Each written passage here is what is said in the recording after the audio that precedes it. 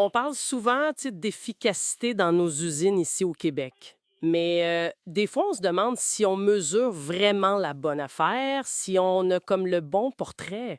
Ah, c'est tellement vrai. C'est facile de s'enfarger un peu dans les chiffres.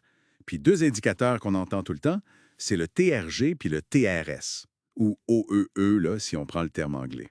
Exact. Aujourd'hui, l'idée, c'est un peu de démystifier ça, voir comment ça peut nous aider pour vrai sur le plancher. Parfait. Alors, commençons par la base, la différence entre les deux, parce que ça mélange souvent le monde. Oui. Le TRG, donc taux de rendement global, lui, il regarde la machine, surtout le temps disponible. C'est ça. Genre 24 heures sur 24, 7 jours sur 7, même si l'usine est fermée. C'est exactement ça. Le TRG, des fois appelé TEAP en anglais, ça mesure la performance par rapport à tout le temps du calendrier. Vraiment tout. C'est une vue très, très large. OK. Tandis que le TRS, lui, le taux de rendement synthétique, ou OEE, ben, il se concentre juste sur le temps où l'équipement est censé rouler. Ah, OK. Le temps qui est planifié, mettons.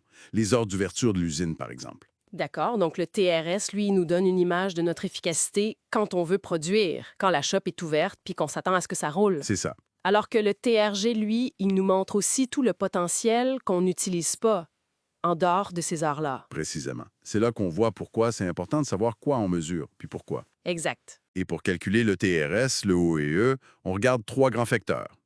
La disponibilité. Est-ce que ma machine roule quand elle devrait? La performance. Est-ce qu'elle roule à la bonne vitesse, la vitesse standard? Puis la qualité. Ce qui sort, est-ce que c'est bon? Disponibilité, performance, qualité. OK. Puis le TRG, lui, il ajoute quoi? Lui, il ajoute un quatrième élément, le taux d'utilisation. Ça compare le temps où on a planifié de rouler versus le temps total disponible dans le calendrier. OK, ça fait du sens. On entend souvent parler du fameux chiffre de 85 pour le TRS ou l'OE, comme si c'était la note parfaite, le world class. Mais c'est réaliste, ça, pour tout le monde. Je pense à une PME québécoise qui fait plein de petits lots différents. C'est une super bonne question, ça. Ce 85 %-là, oui, c'est un benchmark de classe mondiale, mais souvent pour des lignes très stables, qui roulent de gros volumes, toujours la même affaire. OK. Pour une PME qui a beaucoup de setup, beaucoup de variété, ben, viser 85 ça peut être décourageant, puis même peut-être pas pertinent. Fait que c'est pas le chiffre absolu qui compte tant que ça? C'est moins le chiffre absolu que de comprendre où sont tes pertes à toi, puis de t'améliorer par rapport à ta propre situation. La tendance, l'amélioration, c'est ça qui est payant. Justement, les pertes puis la mesure. Où est-ce qu'on se trompe le plus souvent? C'est quoi les pièges à éviter? Ah, il y en a quelques-uns. Un classique, c'est de mal définir le temps d'ouverture. Ou de mélanger temps planifié et temps total? Ah oui, un autre piège énorme, les micro-arrêts. Ces petits arrêts de quelques secondes, c'est un petit jam, un ajustement rapide.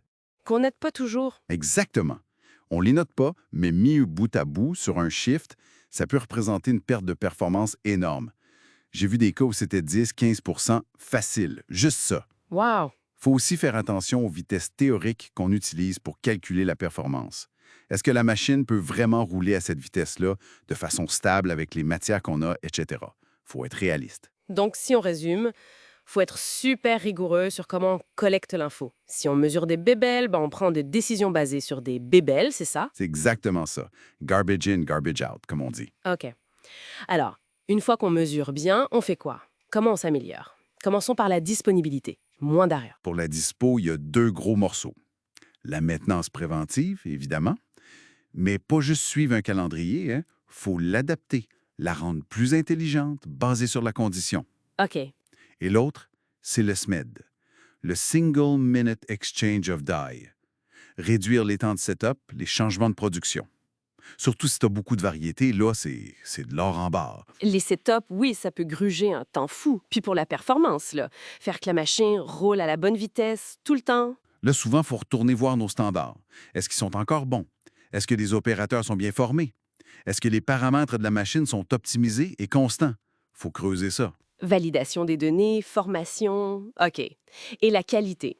Éviter les rebuts, j'imagine. Oui, mais pas juste les rebuts. Faut regarder ce qu'on appelle le bon du premier coup, ou FPY, First Pass Yield.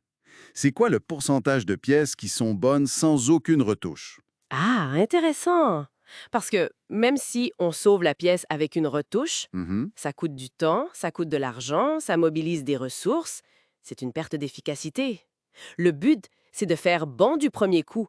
Puis pour aider à ça, il y a les Poka-yoke. Les Poka-yoke, les détrompeurs. Exact. Des systèmes anti-erreur. Ça peut être physique, genre une pièce qui fit juste d'une façon ou un capteur qui valide quelque chose. L'idée, c'est de rendre l'erreur difficile, voire impossible. OK. Puis la technologie dans tout ça, ça va de la feuille de papier jusqu'à l'intelligence artificielle. Ben oui, tu peux commencer avec une collecte manuelle bien structurée. Ça a déjà une immense valeur si c'est bien fait, rigoureux. Faut pas sous-estimer ça. Non, pas en tout.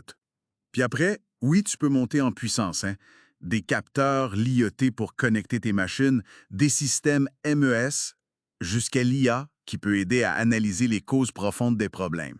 MES, Manufacturing Execution System.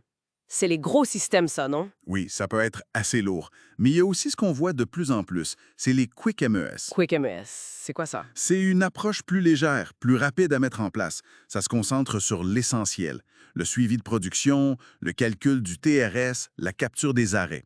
Pour une PME, ou pour commencer, ça peut être beaucoup plus vite rentable qu'un gros projet MES qui prend des mois et des mois. Intéressant. Plus agile, mettons. C'est ça l'idée. Donc, si une entreprise veut se lancer là-dedans, améliorer son TRS, par où elle commence concrètement? La première étape, c'est d'analyser les données qu'elle a, ou commencer à en collecter, puis utiliser l'outil de Pareto, la loi du 80-20. Trouver les quelques grosses causes qui font le plus mal. Exactement. Identifier tes 2, 3 plus gros problèmes. Est-ce que c'est les pannes de telle machine, les longs setups sur telle autre, les micro-arrêts, la vitesse réduite? Faut savoir où mettre ton énergie en premier pour avoir le plus gros impact, OK, on focus. Puis après, on attaque ça comment? avec une approche d'amélioration continue. Le Kaizen, comme on dit souvent. On identifie des actions concrètes. Des fois, c'est des quick wins, des affaires faciles à régler rapidement. D'autres fois, ça demande des projets un peu plus longs. Faut se fixer des objectifs, j'imagine. Absolument. Des objectifs clairs, smart, comme on dit souvent, spécifiques, mesurables, atteignables, réalistes et définis dans le temps. Puis surtout, faut suivre les progrès, mesurer si les actions donnent des résultats, communiquer. C'est pas un projet one-shot, là. C'est une culture, en fait. C'est une culture d'amélioration continue, oui. Excellent. Donc, si on récapitule les points clés, bien comprendre la différence TRG vs TRS-OE, puis choisir le bon pour ce qu'on veut voir. Oui. Mesurer avec rigueur, éviter les pièges comme les micro-arrêts ou les standards pas réalistes. Très important, Analyser ses pertes avec Pareto pour savoir où frapper. la priorisation, c'est clé. Utiliser les bons outils SMED pour les setups, Pokayoki pour la qualité, peut-être un Quick MES pour démarrer avec la techno, Exact. et s'engager dans une démarche continue type Kaizen avec des objectifs clairs et un suivi régulier. C'est une très bonne synthèse. C'est ça le chemin. Parfait. Au fond, c'est mesurer son TRG ou son TRS, c'est un peu comme prendre le pouls de son usine. Ça donne une indication vitale. Oui. La question qu'il faut se poser ensuite, c'est « Ah, bon, OK, j'ai mon pouls. Qu'est-ce que ça me dit sur ma santé? Sur ma capacité à être compétitif ici, au Québec? Et surtout, qu'est-ce que je fais avec cette information pour devenir meilleur un petit pas à la fois? Comment je m'assure que mon entreprise va être encore là demain? C'est ça la vraie game.